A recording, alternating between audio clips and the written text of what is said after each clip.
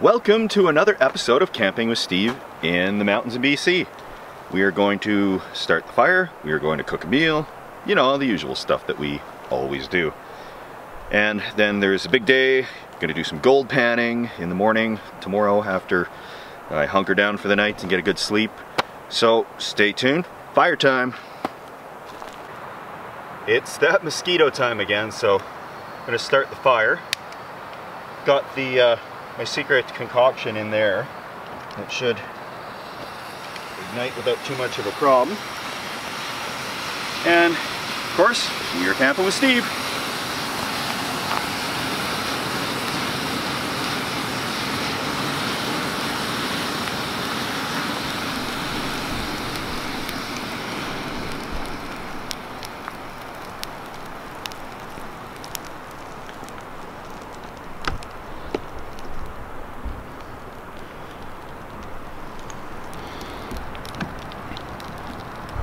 Time to eat something. We are gonna cook some hobo chili tonight with some biscuits. So hobo chili, pretty simple. I just throw a bunch of stuff in there. Ground beef. Next step, chili mix. Next step, diced up mushrooms, onions, etc.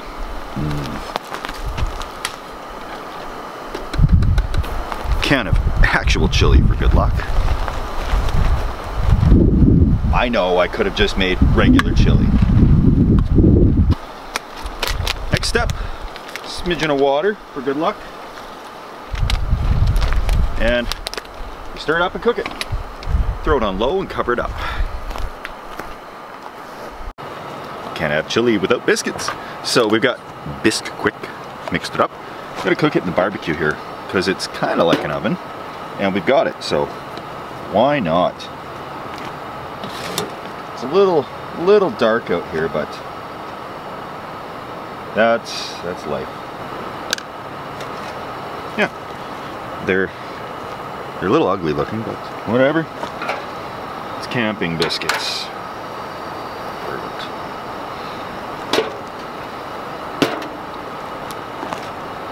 And now we'll get back to blasting the Johnny Cash, because the bears don't like it, but we do.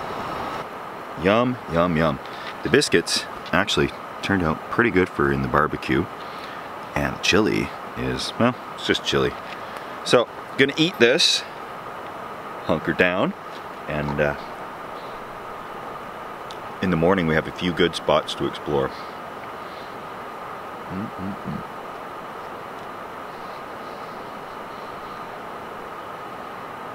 Yeah, you can use a barbecue for making bush biscuits, but you got to be quick because they were starting to get a little bit singed. Anyway, yum. Right on. This is so relaxing out here.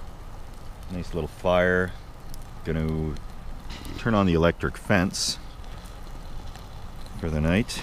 And it's been a while since I put the tester on it. I want to see how many volts it's putting out, because as it shifts around, there can be grass that interferes with the way it should function. Anyhow, over here in the shack, all set up for the night. There's one thing I didn't mention. It's carbon monoxide alarm. I bring this with me all the time.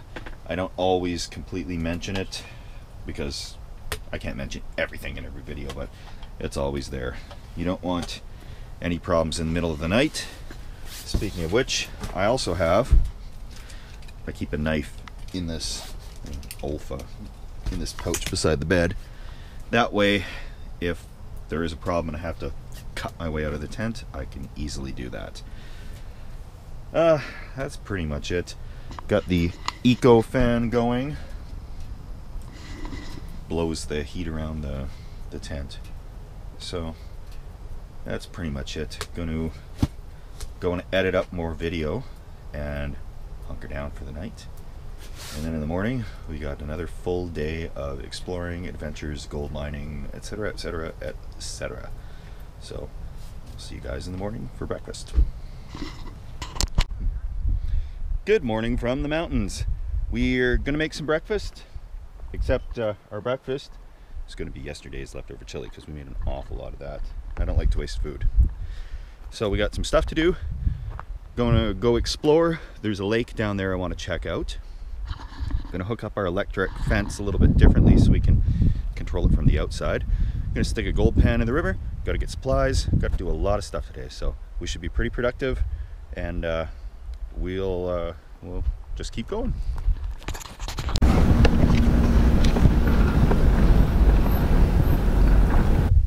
Now I know for a fact this is certainly grizzly territory, but the lack of tracks and any evidence when they should probably be coming out of hibernation right now lets me to believe I'm probably a couple of weeks early.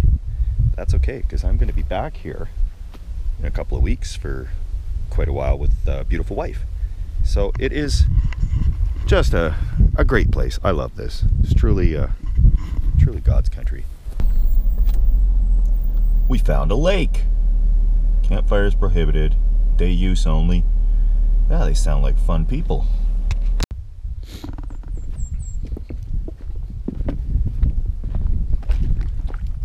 Oh, found a lake. I don't trust these boardwalks. Hey, there's a canoe over there. Right on. I know what I'm gonna do when I come back here with Jess. We like canoeing. No, these are not gonna support my weight. Beautiful lake though. It's we just thought we'd come check this lake out because it was close by to where we're camped, and of course crazy neighbor found an outhouse here, and he dropped his bear spray in it. So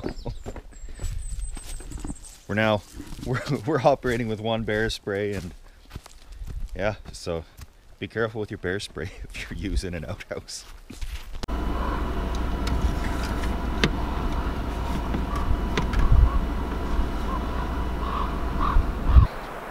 The storm has subsided, but not before we decided to start building a tripod to put over the tent and tarp it in. So we're going to continue on that. Crazy Neighbor's done this a whole bunch. I understand the philosophy behind building a tripod, but I'm going to let him take the lead here. A couple of wraps. Loosely, not too tight. If you don't know how to tie knots, tie lots.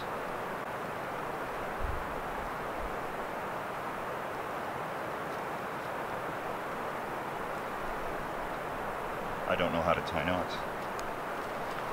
You're gonna pick up this end right here as you pick up that end and walk that way, and then you get to about here and you plant it in the ground. We've just moved the tripod over to the fire because it'll be a lot easier than moving it fully built.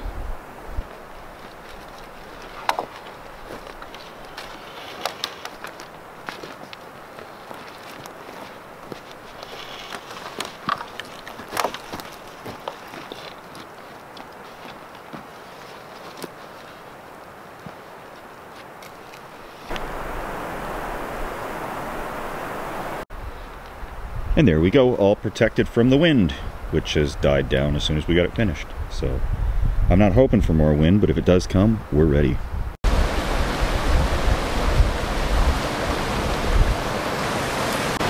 I'm out here, so I'm sticking a pan in the river. This is not claimed mineral rights, and I have a BC free miner's license, so I'm allowed to do this because it's not claimed. We're on a bit of an inside turn on the river here, which is where you want to be. I'm looking for this size or better quartz cobbles, which is what we've got in front of us. I'm just going to do a test pan real quick to see if we've got any color out here in the river, and hopefully we do.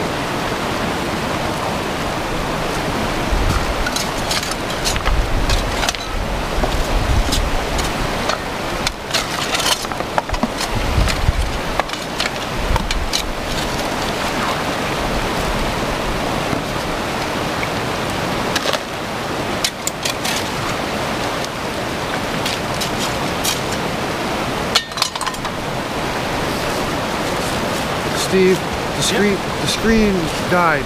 So that's okay. Okay, all right.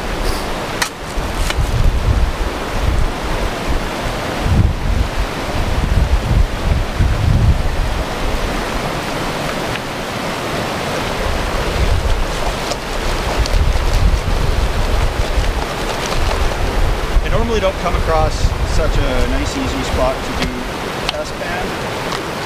And when you're test panning, you go fairly aggressively.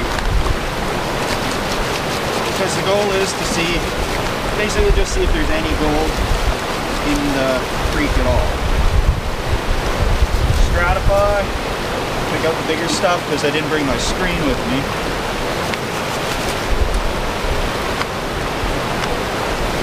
Stratify.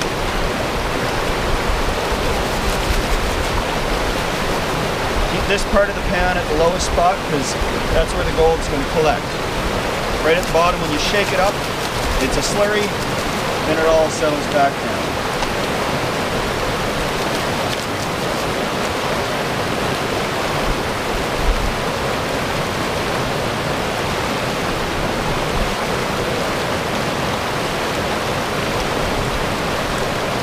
And if you're actually panning to save every spare ounce of gold, you'd have another bucket underneath of you in case you drop any. There's a whole bunch of tricks. Fine gold will float, so you use a suffocant, something like jet dry or soap in there. But I just thought we'll stick a pan in for the heck of it, drop the pan, right? Why not?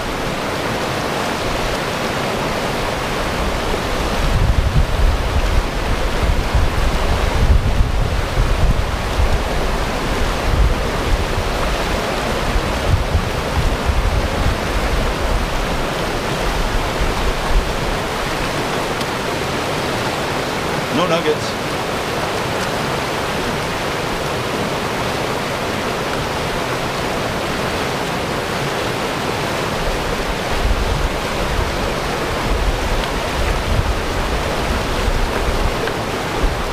It's down to the point when I'm test panning that I can actually just start back panning this.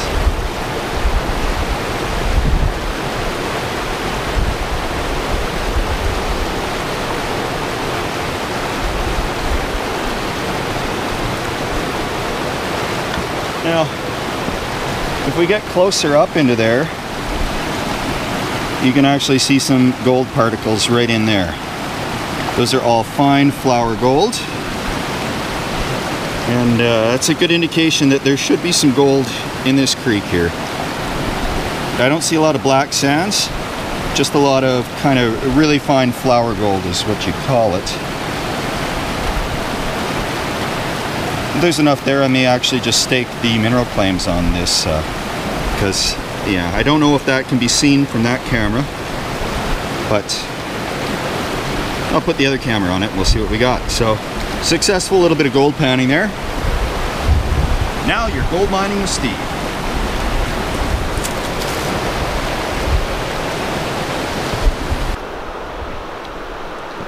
Now I'm colorblind, so I don't know what you can see, but I'm just in a shadow here, and yeah, there's a lot of flour gold, fine gold particles. Oh, if it wants to focus on the top of the water. Well, anyway, if you can see them, that's what's in the creek, and we were lucky about that on the first pan in there. Thanks for following on this adventure. We're going to get ready for another day here. I'm kind of starting the videos in the evening, finishing them off mid-afternoon-ish.